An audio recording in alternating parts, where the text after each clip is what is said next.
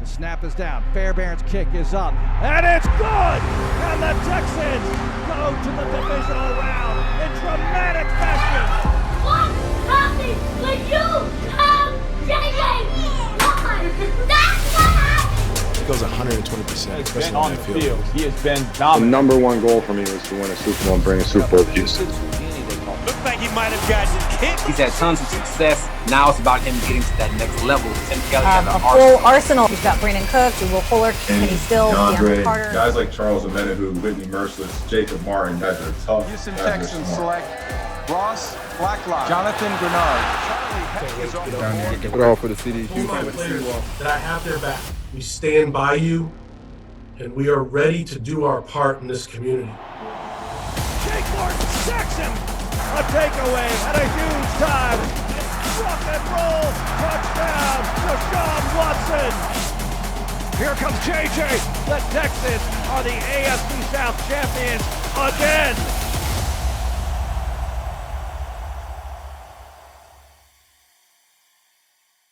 Hi, Texans fans. On behalf of the Houston Texans cheerleaders, we want to be the first to welcome you to the 2020 Houston Texans Virtual Kickoff Luncheon presented by Amegy. And now, here's your event MC, voice of the Texans, Mark Vandermeer. Hello, Texans, and welcome to the first ever Houston Texans Virtual Kickoff Luncheon presented by Amegy Bank. You know, it's actually the 17th time we have done this, usually a big room, 800, 900 people. Now, our biggest room ever, and you are part of it. What a great event we have planned for you today as we get ready for the Texans and the Chiefs in the opener September 10th. It's not just the Texans opener, it's the opener for the entire league season. So let's get fired up. You're going to hear from people like Bill O'Brien today, J.J. Watt, Deshaun Watson, and celebrity guests. How about Pat McAfee, Sam Ponder, Simone Biles, and more. There's also a special online auction that you can participate in. It's presented by your Houston BMW centers. So sit back, stay tuned. However you're watching this, have some fun. Again, we're presented by Amegy Bank, Houston BMW centers, and the Onstead Foundation. Let's kick it off the way we always kick off the Houston Texans Kickoff Luncheon with the Amegy Bank CEO. Please welcome Steve Stevens. Thanks, Mark. Amegy Bank joins the Texans in thanking you for the support of the Texans Foundation. We are pleased to be the long-standing sponsor and first virtual sponsor of the Texans Foundation Luncheon for Houston. But we're even more grateful to enjoy a relationship with the Texans and the McNair family for almost 50 years, when Bob McNair and Walter Johnson first started a business relationship. In the middle of these uncertain times, it is inspiring to see the Texans and McNair family step up and support our community. Like many of you, Amegy Bank will follow the lead of the Texans Foundation to support our beloved Houston and so many impacted in these uncertain times. Thank you for supporting the Texans Foundation. Thank you very much for your support, as always, Steve. Now, we're talking about the 2020 Texans season, but let's reach back to the past a little bit with some Texans legends. We're going to play a brand new game show called Texans First and 10. But I got to look the part, all right? So let's get ready to go.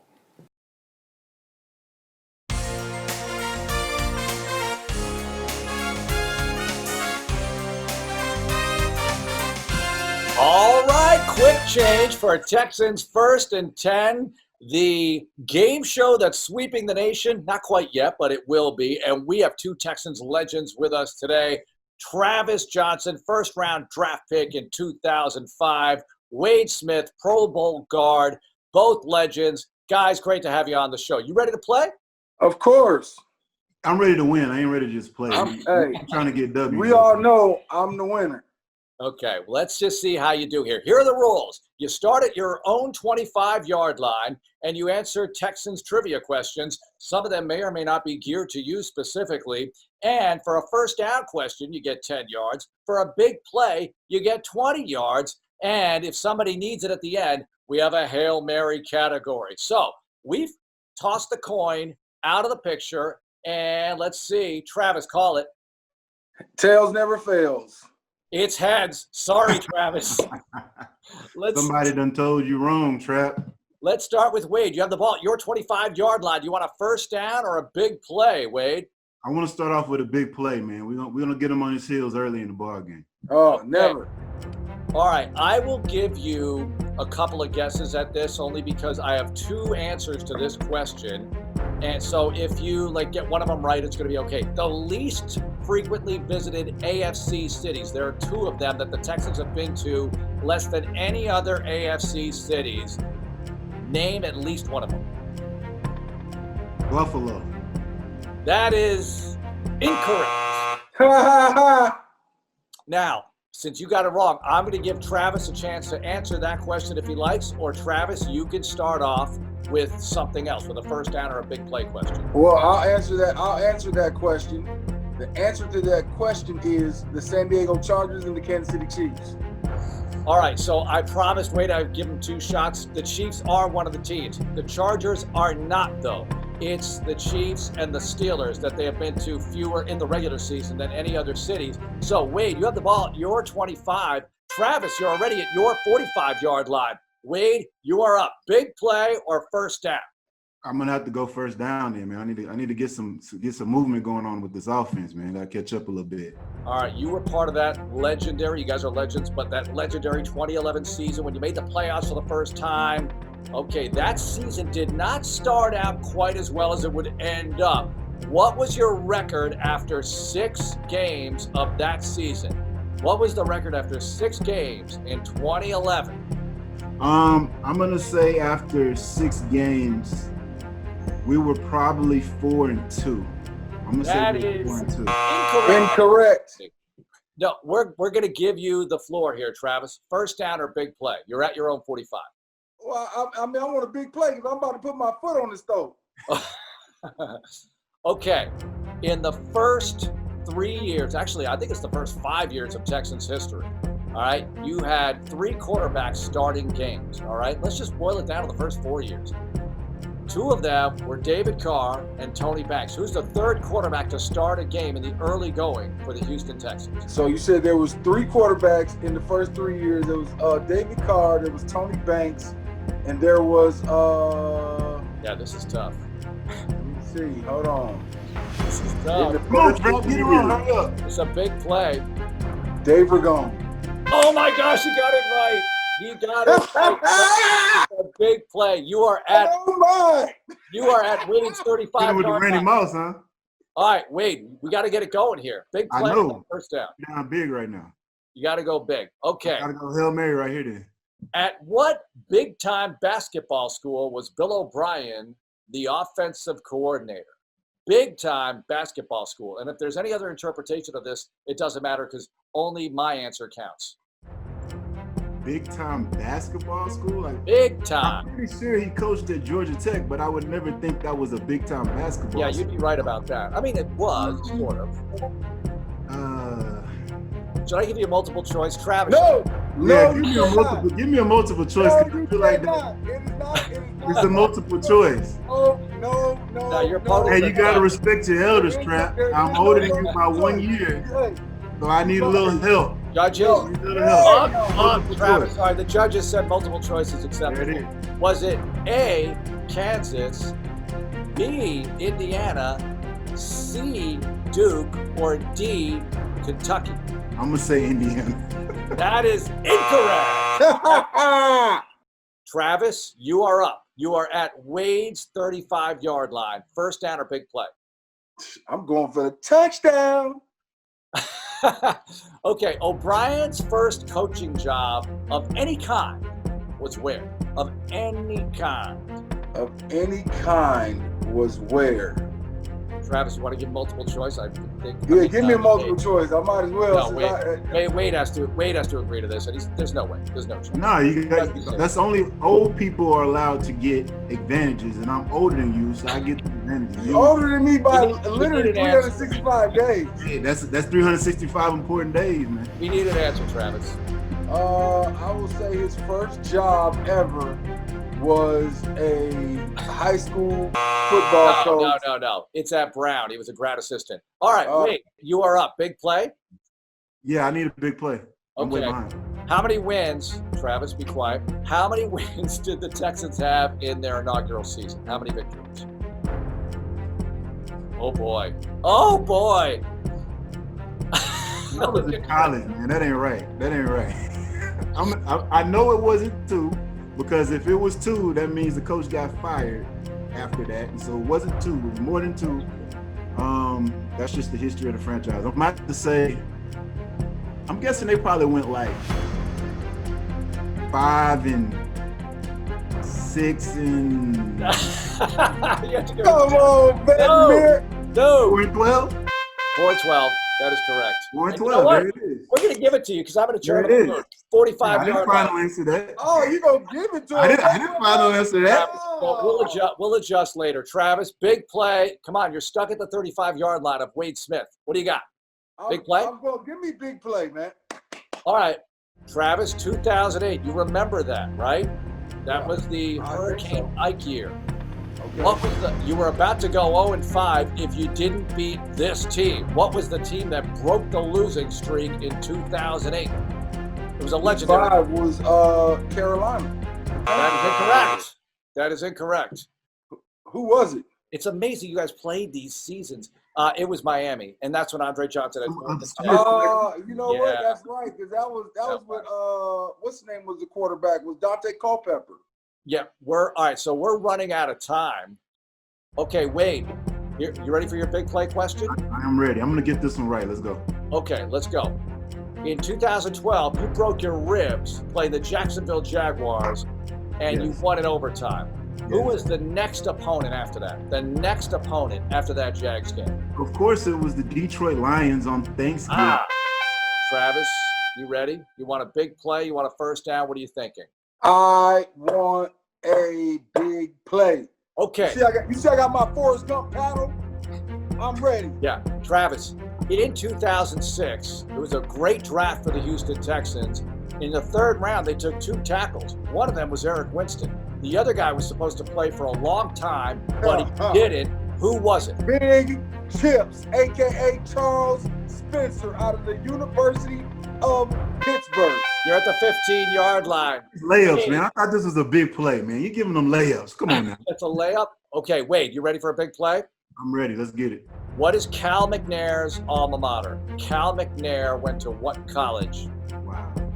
Oh, Travis is going nuts. I mean, they're best friends. That's not even fair. It's somewhere in Texas. Judges say no. It's somewhere in Texas. Am I right about that? It's somewhere in Texas? No. Not in Texas? I'll give you a hint. Yes. Somewhere in Texas.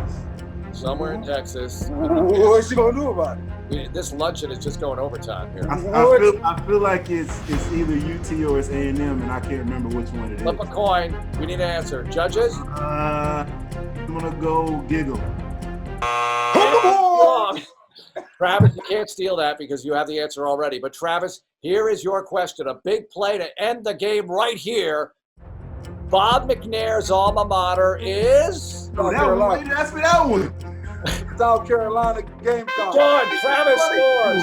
Unbelievable. Sorry, Wade. You guys are the best. We love you. Hey, I'm bringing it back. Raise the roof. Travis Johnson, Wade. Don't bump it, make it hot. Watch the game show somewhere near you. Thank you very much for watching this part of the luncheon.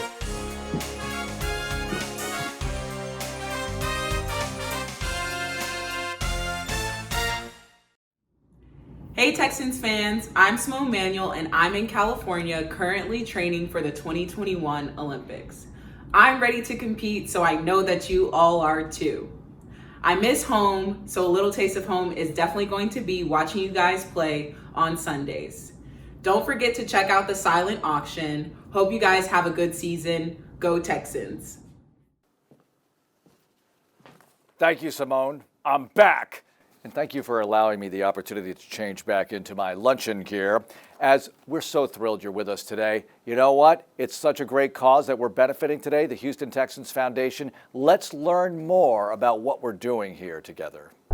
Beginning in 2002, when the team was founded, one of the top priorities for the McNair family was to create the Houston Texans Foundation. With a focus on being champions for youth, the Houston Texans Foundation supports programs in education, character development, and health and wellness. Our strategic partnerships with the Houston Texans YMCA, the Boys and Girls Clubs of Greater Houston, and the Houston Food Bank have allowed us to reach children and families across the Greater Houston area. Through fundraising efforts like this one, the Houston Texans Foundation has raised more than $35 million. And because of the generosity of fans and sponsors like you, we can continue to empower our next generation of Texans. Together, we can continue our mission to be champions for youth in the Houston community.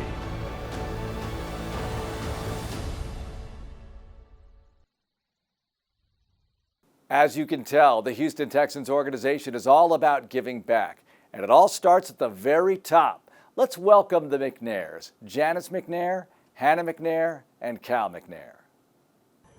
Greetings, Texans fans. We're so grateful for your continued support. We're really excited about this 2020 season, even with all its challenges. So please stay well, and we look forward to a time soon when we can be together again. Go Texans! The Houston Texans Foundation is so important to our organization, and we hope you know how much your generosity means to us. Our mission has always been to be champions for you, and now, more than ever, it's crucial for our community to come together and to support each other. We've been so proud of our players over the years, and even more so in the last several months. Each year, it is an honor to recognize a player that exemplifies what it means to be a leader, not just on the field, but off the field as well. And even though I can't personally present this year's Spirit of the Bull Award, we still want to showcase the incredible work this player has done for the Houston community. Let's take a look at the following video to see who our 2020 Spirit of the Bull Award winner is. Hi everybody, my name is Latrice. You might remember me from last year's Kickoff Luncheon. I got to interview some really big Texans players and even challenge them to a sing-off. The reason I wanted to talk to you today is so I can tell you about one of my favorite Texans players. Every year, the Houston Texans Foundation honors the Texans player for their work in the community. They call it the Spirit of the Bull Award. And this year, I am so excited to tell you that the winner is my friend, Justin Reid. If you have spent any time with Justin, like I have, you will know how much he cares about giving back. But I want to tell you a few of the extra special things he has done since joining the Texans in 2018. Justin spends a lot of time with kids. In fact, he decided to partner with Candlelighters, an organization for kids battling childhood cancer, to give them a really cool experience like Texans tickets, pregame access to the Players Tunnel, and even introducing some of his new friends to his teammates. He also spends a lot of time visiting the kids in the hospital and surprising them for events. Something else that is really cool is what Justin started last year called Justin's Thanksgiving Grocery Grab. He found kids from Big Brothers Big Sisters and took them on a huge shopping spree for the holidays. He even spent hours with them at the store, helping them find exactly what they needed. The sweetest thing was when he surprised everyone with his homemade cookies. Just a couple of months ago, Justin donated tablets to local medical students, which I can tell you is very important while we all have been doing school from home. As you can tell, Justin isn't just really good at playing football, he cares about people. Even a kid from the Allen Parkway Boys and Girls Club, like me. At our club, we talk a lot about being kind, doing the right thing, and giving back. And that's why I think Justin is so deserving of this award. Please join me in celebrating the 10th annual Spirit of the Bull Award winner and my friend, Justin Reid. Wow, this is awesome. You know, it's an honor, it's a privilege to be receiving the Spirit of the Bull Award. You know, it's been a big deal to me ever since I was growing up to always be helpful to others and give back to the community, and that's been big for me ever since I've been in the league. I want to give a special thank you to the McNair family. Every year that I've been in the NFL, they've always been willing to give back to the community and support in all the different avenues that they do it. And I think that's just awesome. And I want to give a special shout out to my girl, Latris. You're a very special kid. It's been a privilege watching you grow up and turn into the special young woman that you are. And I'm excited to see you just continue to grow and do special things in your future. You know, I'm at a loss for words right now. It's a really cool award and experience, and I'm just honored to be the recipient of it for this year for the 10th annual award. Thank you.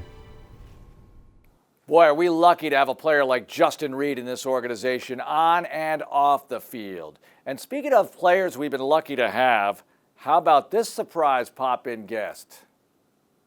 Hey y'all, this is the original Texan, Chester Pitts.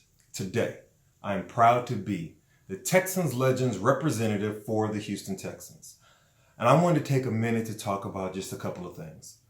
Although I am not a native Houstonian, I chose to retire here and raise my family in our beautiful city.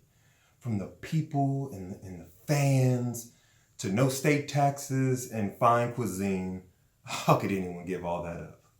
But secondly, and more importantly, I'm here to talk about the impact of the Houston Texans Foundation and what it's done for our beloved city.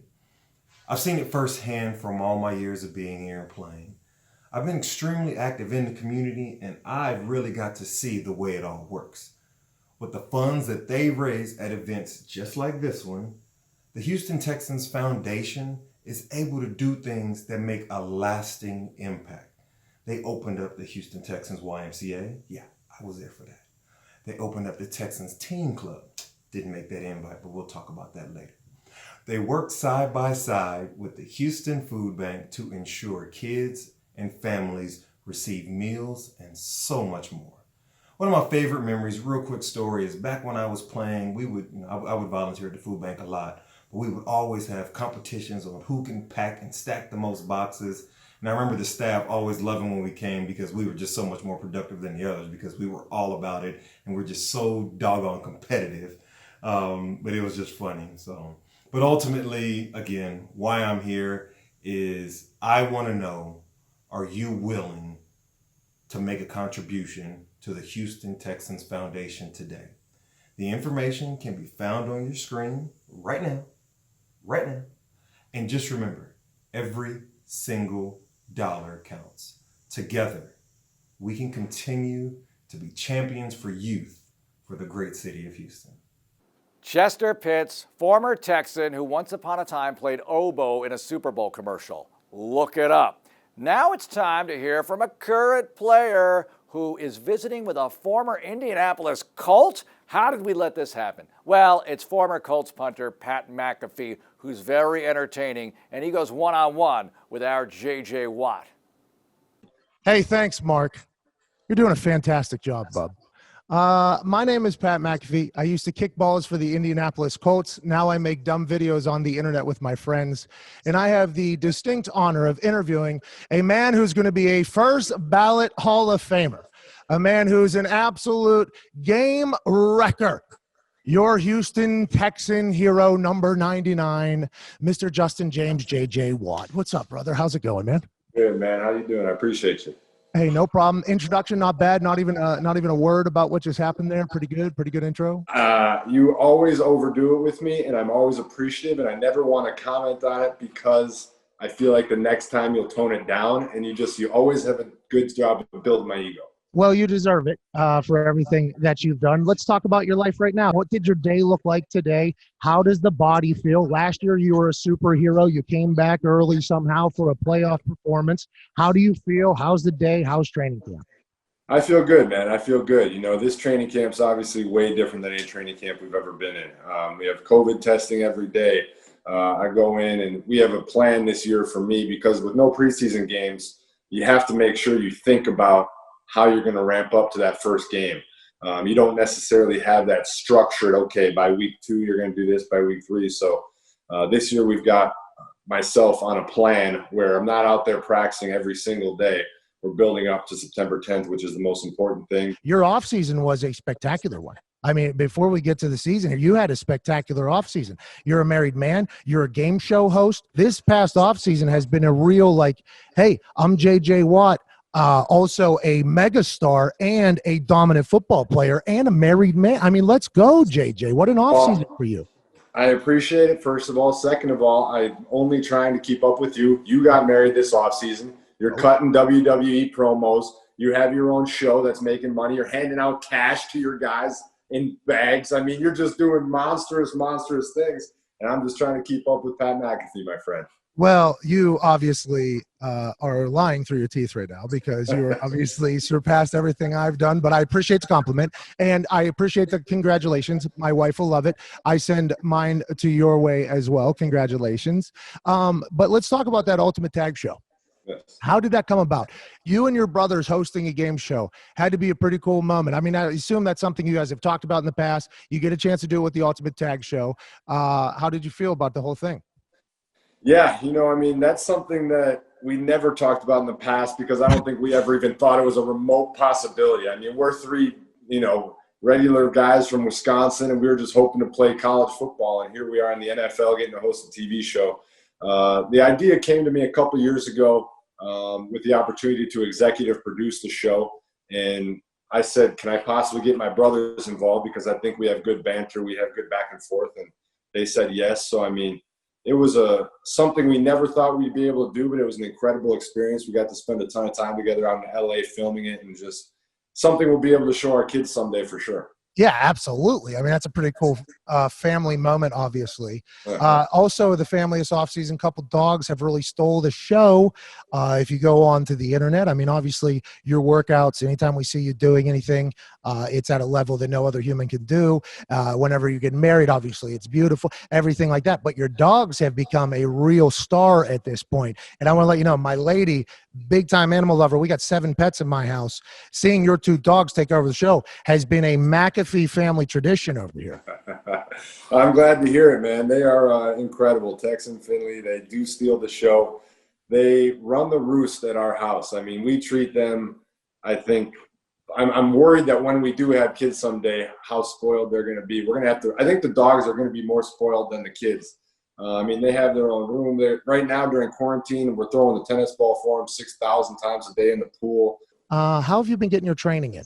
Because with the way this offseason went, everybody knows you are a guy who is very diligent with your workouts off the field and everything like that. How have you been getting your workouts in during this quarantine process? And what have you just been aiming for that opening day? Has that been the goal the entire offseason?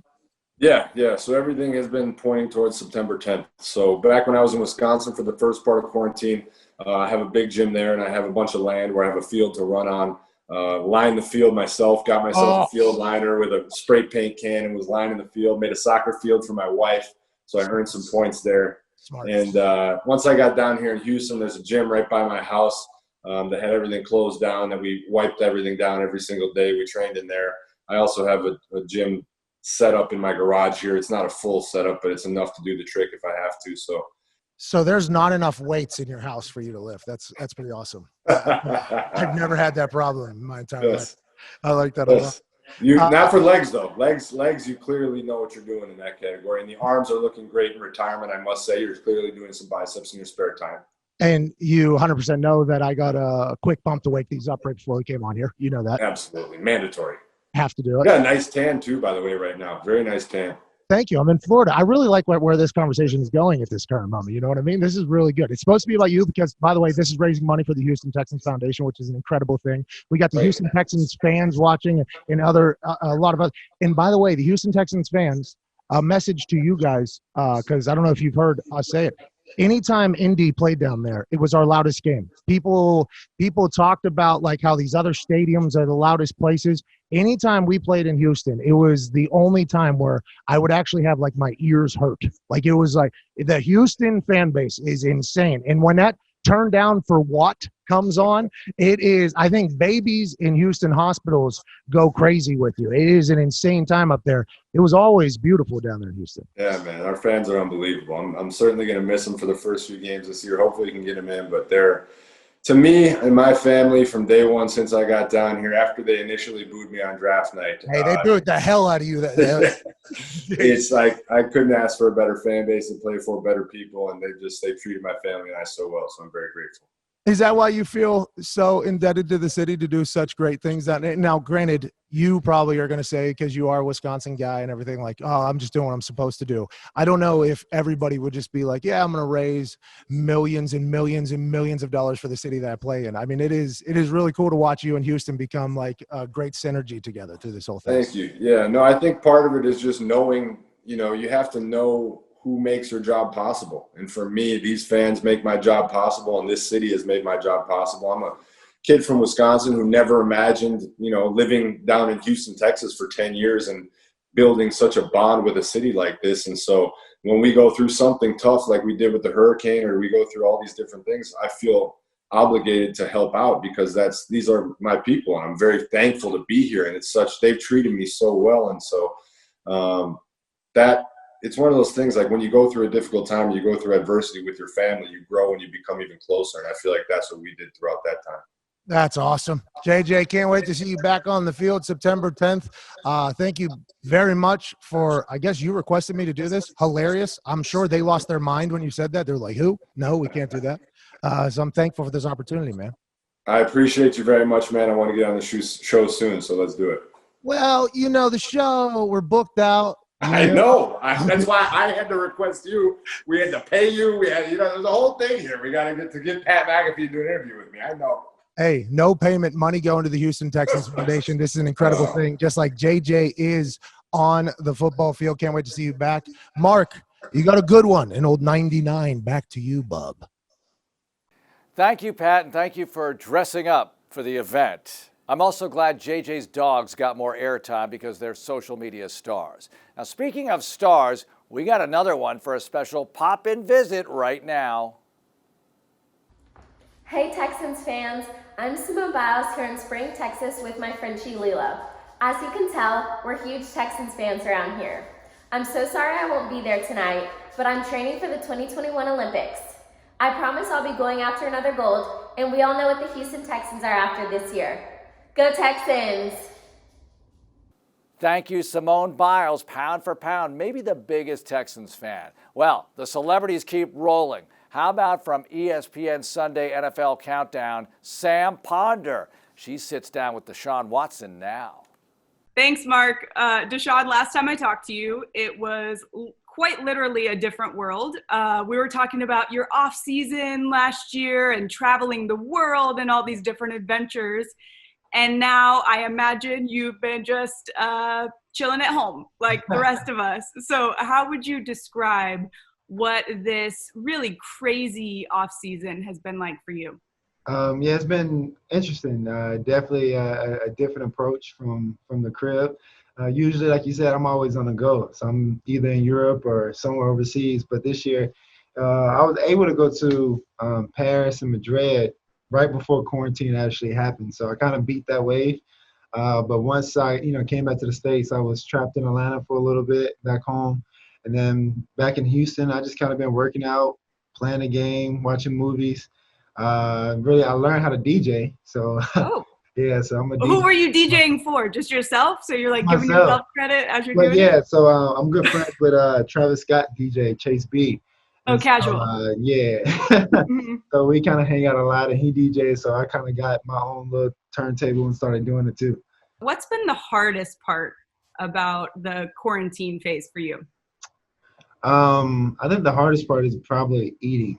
You already know the traveling part, but I think eating. I love to go out to eat. So I love to go and catch a vibe at a restaurant and have a, couple drinks here and there. But I think that's probably the hardest thing that was with me, just kind of sitting at home, having to learn how to cook and order some things. You also wrote a book. I did. This is all really embarrassing for the rest of us that did absolutely nothing, but it's called Pass It On, and I love the concept of all of this. And to be honest, just knowing you throughout the years, this is not surprising that this would be the name of your book, but describe to me and to all your fans out there why you wrote the book and what that process was like. The process was pretty cool, and the reason I wrote the book was to kind of be able to share my testimony and what I've been learning over the past, couple years, especially from Clemson and Dabo. and just share it to a different audience. Not everyone everyone watches sports, but they're not as big as sports fans. They don't really know the players, especially football. Unless you're on TV a lot and watch ESPN, you're not gonna really know the athlete. So for me to be able to, take that next step and have something, my testimony and my story. If you had to quarantine with somebody on your team, who would be the number one guy at the top of the list that you'd want to quarantine with? And you got to think like food, smells, like someone you're really stuck with. And who would be the person you would most not want to quarantine with? I'd probably say AJ McCarron. Okay. Yeah, I'd probably say AJ McCarron. Like, is he bringing the whole fam or just That's too many. Yeah, Catherine and the kids, they gotta stay at home. There's a reality show for you. Yeah. And then the person that I wouldn't, it might be a defensive lineman. Yeah. Might be one of those guys. Just anybody. Can't say O-line because they block for me. Yeah, but think if you were stuck with like a corner or something and they're just talking the whole time. Like that might be bad. But our corners, we don't have too many corners that talk a lot though. A lot of them very quiet. Wow. Yeah, All right. Don't really say too much. Okay. Well, I like that you give AJ a shout out and you didn't technically throw anybody under the bus by name. And that's what makes you a team guy, a team player, and one of my favorite people on earth. Deshaun, thanks so much. I appreciate you. We'll send it back to Mark now. Well, I'm glad that training camp is over so the D linemen won't react in practice to Deshaun not wanting to quarantine with them. How about another pop-in guest or two? Take a look. Hey Texans, don't forget to check out the silent auction presented by BMW that's happening right now. Follow the instructions on your screen so that you can bid on some amazing autographed items and experiences that you just can't find anywhere else. And don't forget, all proceeds go to the Houston Texans Foundation and our mission to be champions for youth in the Houston community. Happy bidding! Thank you, Houston Texans cheerleaders. Well, now it's time to hear from the man in charge. ESPN recently named him the AFC South Coach of the Decade. He hates it when I say stuff like that, so let's just hear from him and Texans TV's Drew Doherty. Here is head coach Bill O'Brien. All right, well, it's good to be with you virtually, and I know you always enjoy this luncheon every time of year we get to do it, mainly because we're raising so much great money for a lot of folks who could use this help, and Amegy is a great partner and all that. Wish we could all be together, but still fun to do this, isn't it? Absolutely, Drew. I mean, it's an event every year that's a huge event, and the first thing you have to think about is Amegy Bank, obviously, and our relationship with Amegy over the years and everything that Amegy has done for us and in their sponsorship and the relationship that Bob had with Amegy Bank. It was one of the first stories I heard when I became head coach of the Houston Texans. I think the other group of people you have to think about are the people from our organization that put on this event, over the years, that put on the luncheon. I'd like to really thank them, obviously. And then you think about our Houston Texans Foundation and everything that they've done over the years. There's no other team like us when it comes to supporting the city that we represent, especially in this day and age. What's been going on the last 6 or 8 months, the McNairs do an unbelievable job of supporting this city through the Houston Texans Foundation. So it's great to be with you. Yeah, good to be with you too.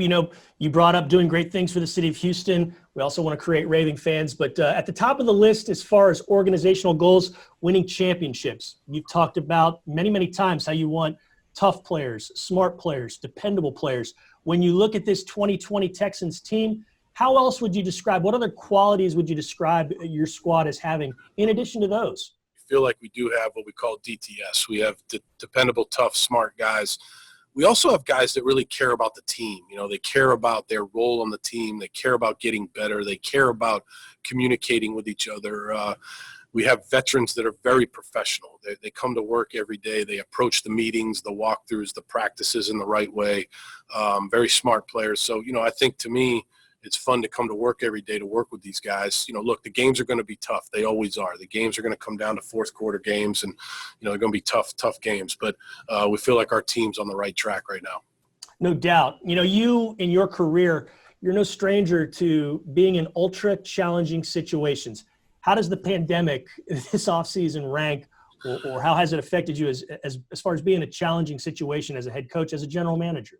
It's definitely, been a challenging time for everyone. I mean, I think when I think about our organization, though, and I think about being in this building right now, and you've seen the changes to this building, I think, number one, you got to think about the McNairs, Janice McNair and Cal McNair and Hannah McNair. And we have a very clean building. We've redone the hallways. We've redone the locker rooms. We have 3 different locker rooms now for the players. We have our cafeteria is different. Our training room has been redone. You got to thank the McNairs. You have to thank our staff. So let's rewind to early mid-March when life as we know it changed drastically. What were those first few weeks, few months like for you at home? Yeah, they were interesting. We moved basically football headquarters of the Houston Texans over to my back patio.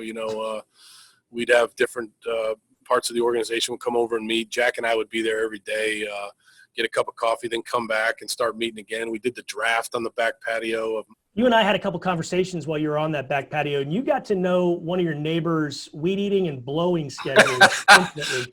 What was that like? How's that guy doing now?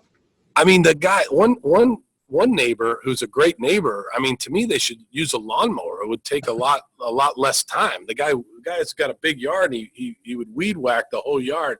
And it was right during a time where we would have a Zoom meeting, so I would have to ask him, hey, can we go easy on the weed whacker for about an hour? Can you give me an hour on the weed whacker?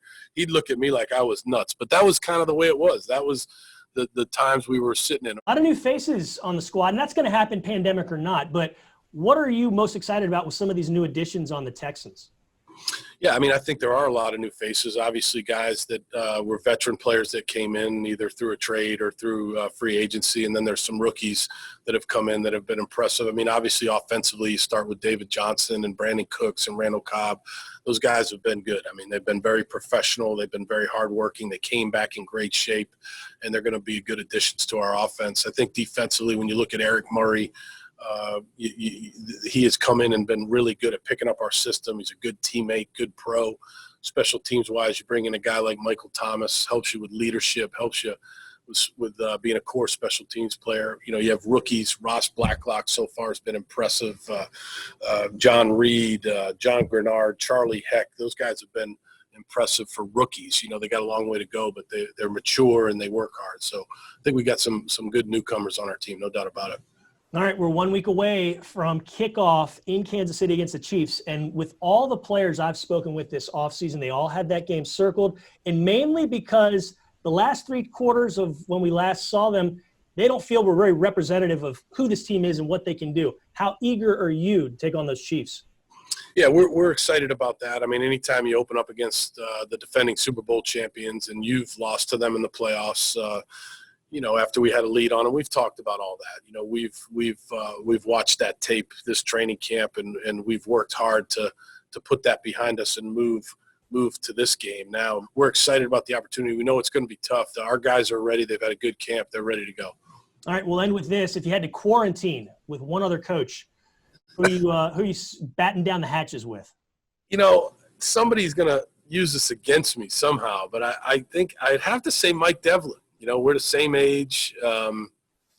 We laugh at the same things. We talk about a lot of the same things. So I guess it would be Mike Devlin, but I don't want other coaches to be mad at me because I didn't pick them. Maybe they'll be happy that I didn't pick them. They'll probably be happy. They'll be like, thank God he didn't pick me.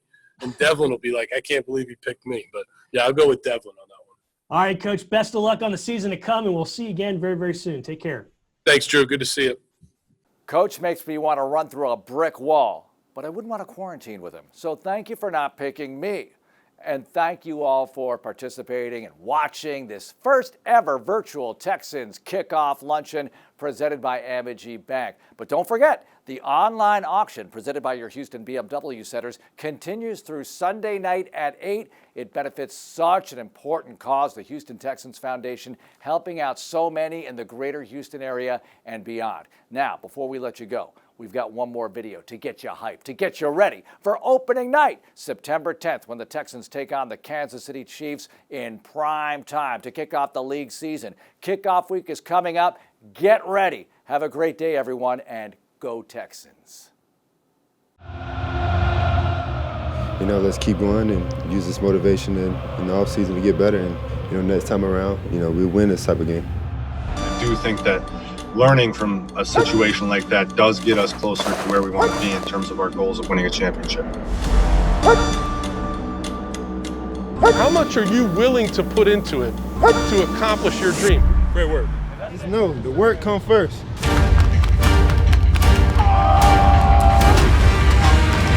Amenahu, the ball is out. Big pass rush. Deshaun with all day, looking, firing downfield to the end zone. Caught. Rock and roll. Will Fuller. Touchdown. Houston. Makes the catch. He's blasted immediately by A.J. Moore. He's got time. He's sacked back at the 23-yard line by J.J. Watt. Watson taking his time, stepping out to the right. Deshaun wants to run across the 5. Watson runs in for the touchdown.